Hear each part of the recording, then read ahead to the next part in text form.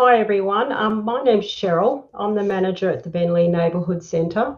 I've actually been employed by the Beenleigh District Community Development Association for close to 15 years.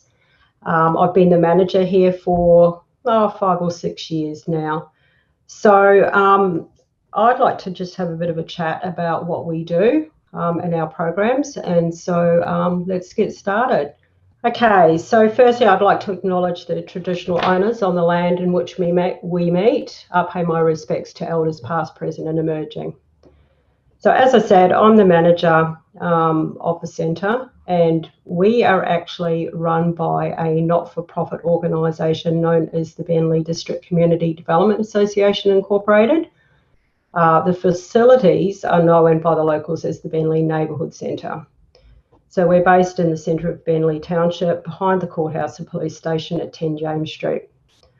So I suppose ultimately, like everybody else that's been doing their presentations over the last couple of days, we are a not-for-profit.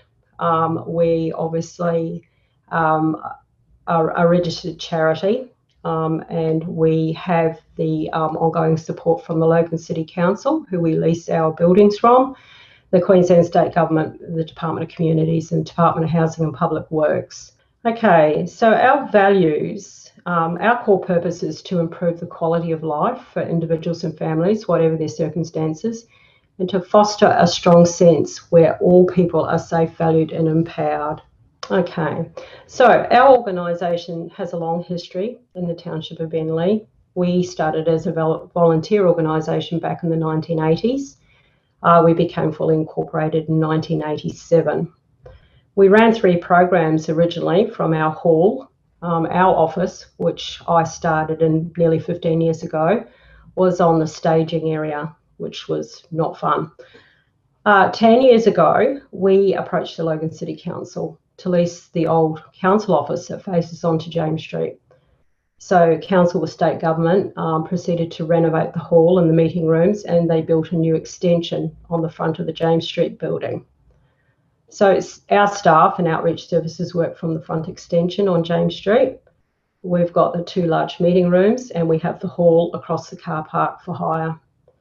Currently our boardroom, where we'd normally have our own meetings, is being used by JP Services. And the reason simply is that they need extra space, and it's all due to COVID and social distancing. So we have a 3-tier structure approach. So we have a management committee who are volunteers, myself and program staff. So like most of the smaller not-for-profits, we, as I said, are operated by a volunteer management committee. They govern the organisation and the programs. So we're a very small staff. We have 2 full-time workers in the supported accommodation program, but including my role as manager. We have a part-time community development officer IT worker, who is Anthony, and he works in the community support services program. We have volunteers who support us with the operation of our reception, and we also have our volunteers who run our groups and activities. So as you can see, we have our 3 logos up there. So some of our groups have been here for a very long time. So 2 that spring to mind, we have our craft ladies who have been meeting here for nearly 30 years. And we have a ninjutsu martial arts group who've been meeting here since 1988. So those 2 groups actually used to meet in the old hall. The craft group now meet in our front building with us, and the ninjutsu group still use our hall. They're here 3 times a week. We also have an international cooking club. They've been meeting here for 13 years, and that was born from the idea that food and people would create social connections. So some of the original members are still in that group, and they still meet twice a month. So our groups range from self-interest groups right through to outreach and community services. We have the JP Services 4 days a week, Public Trustee of Queensland, who are currently on hold because of COVID. We have several psychologists, other outreach organisations who hire our officers. Through our IT, we've repurposed one of our side offices and turned it into a public computer room with 4 PCs. So obviously community members and public children, kids come past, they can use those computers for any length of time. We don't say you have to be out in an hour. So we have regulars who come here quite often. We've also just switched over to NBN, and so that has assisted us with our capabilities. We're linked up with Wi-Fi in all our spaces. And the latest thing that we've done is made sure that all our meeting rooms have fridges, tea and coffee making facilities, and access to toilets. So that makes them self-contained, which means that our community members don't necessarily need to come into a space like our reception area.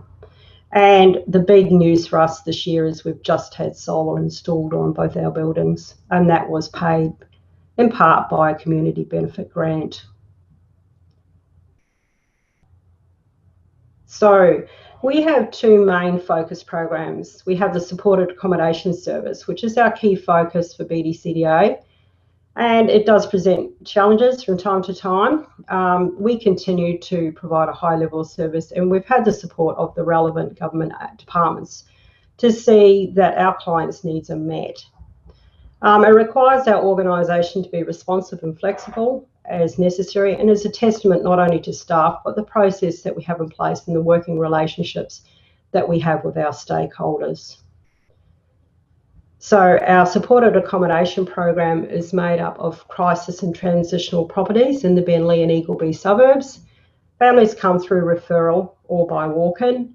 Primarily, families have been identified as being at risk of homelessness and quite often have a history of DV, substance abuse, or have just fallen on hard times. Families generally stay in our supported accommodation service for 6 to 12 months. As every situation is different, we need to be flexible, but we understand that our clients may need extra time before exiting our program. We have a second program, which allows the families to move and stay in the second property with us for around 6 months before becoming a tenant with the Department of Housing and Public Works. Also, through grants and fundraising, BDCDA has also been able to supply homelessness packs in the community. Or as a registered organisation, accommodation service, we are registered to use the Queensland Homeless Information Platform. This is a database that is run by the government. We have access, only housing workers have access to it. And basically what it means is that the clients can come to us, tell us their story once, and then we can enter their details into the platform, and then other agencies can see the same information we can see. So we can add to it and others can add to it as well. The housing and family is always subject to vacancy. We obviously only have limited accommodation, which means that at times we can do intakes, but unfortunately we can't always house a family. So the work that we do with our housing clients is done out of the view of the public, obviously, for confidentiality reasons. We deliver our community-based programs at the front and at the centre of our organisation. So we've been able to deliver seminars and workshops targeted to a broad range of audiences. Some events have obviously been more popular than others. Each presents us with an opportunity to refine and improve our models for delivery and the marketing requirements of each. Okay, so our other focus program is community support services. Now that program is primarily run by Anthony, he is our community development officer. So he sort of looks at community needs, and then we look at the implementing of projects and events, including this virtual conference, and resources each year. So our regular community groups who use the centre remain the backbone of our neighbourhood centre, and their ongoing patronage is a measure of our relevance in our local community. So community participation and support is paramount to our providing services. Our support services obviously are similar, like I've said previously, as the JP Services Public Trustee.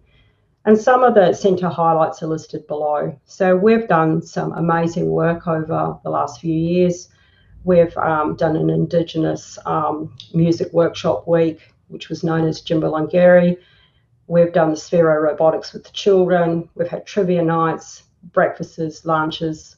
We did an electricity workshop. We supply and also support our schools where we can. We've had a DV roundtable with government, and we also auspice the local primary school with their student support services. So they provide kids with breakfast, make sure that they've got shoes and books and uniforms. So as we're a charity, we hold their money, and then we auspice that actual program. So in the next part of my presentation, there are a few community pictures. So we obviously have done some larger events. So in 2017, we ran a free family fun day event that was to celebrate the Beenleigh 150th celebration. So it was estimated that we had 5,000 community members attend on the day. So the decision was made at that point that we may run another, which was meant to be this year. So unfortunately, that hasn't happened. So it's been put on hold. So here are some of the photos of the day. It was an amazing day by a very small group of volunteers and stakeholders, business, and we came together on the day. It was just amazing. So you can see by the pictures that I've just picked a few, but we had dozens of photos taken on the actual day. So we had intention at the beginning of last year to have another free family fun day, and unfortunately that's been postponed due to COVID. We've also just recently, with Anthony coming on board with some of our putting it out there to our community, the establishment of our community garden group. So this group is a small group of volunteers from our local community who've decided that they wanted to have a community garden. So with the support of those people and local business in the men's shed and the council, we've been able to get all our infrastructure in place. And now the group are planning the next part, which is about the implementation of the actual garden. So we're really looking forward to that. Like all organisations, BDCDA's had to look outside the box. So we've had to look at being COVID safe and looking at our workplace principles. And obviously, like everybody else, we have our like most I speak to, we have our front door locked. We now temperature check, and also we do the other things like contact details and sanitising hands and making sure all the groups practice social distancing. And most of our groups just want to be able to do their thing and be part of our organisation. So they hated it when we were on lockdown for 10 weeks. But some of them are coming back now and they're very excited to be back in their space. Okay, here's our activities and groups. This is what we would have when we're running at capacity. Some of these groups obviously aren't meeting again yet, but we do have a cross-section of groups who meet. And obviously there are details and contact information there for people to use if you wish to talk to them directly. Looking into the future, well, we've got uncertainty with our new world, haven't we? So our determination is about community support, and the homelessness sector obviously has to remain front and centre of our mission and values. We just have to do what we all need to do, and that is make sure that we're connecting with our communities. So I have put up some information there on that slide, so you've got the different ways of contacting us. And lastly, I would really like a big shout out and thank you to Anthony and Stephanie for all their hours preparing this conference. It's been absolutely amazing. I've been actively in the background for virtually the whole time, and I have to say you guys have done an amazing job. And as presenters, there's so much information out there. It's going to be so exciting to see it all come together at the end. So thank you. Okay, Cheryl, thank you so much for that. We've had one question come through in the chat from Taylor. Taylor has asked, do you offer accommodation for individuals or just families? I know the answer to that one, but I'll let you answer. Yeah. Okay, so Taylor, it is families. We're funded to support people, families primarily. That's not to say that we won't refer individuals on to other organisations who deal with that target group. So hopefully that answers your question.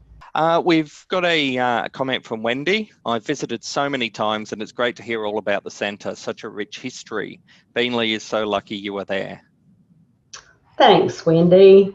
Yeah, obviously I mean, for me personally, I wouldn't do this job if I didn't enjoy doing it and having that connection with my community. So for me, it's important. It's important that we maintain our viability, especially in our local community, and to work with such lovely people and have great volunteers who could ask for more. It's just great. Okay, that's great, Cheryl. We'll let you go now and thank you again for presenting. Much appreciated. Thanks, everyone, and hopefully we all talk soon. Thanks, Cheryl.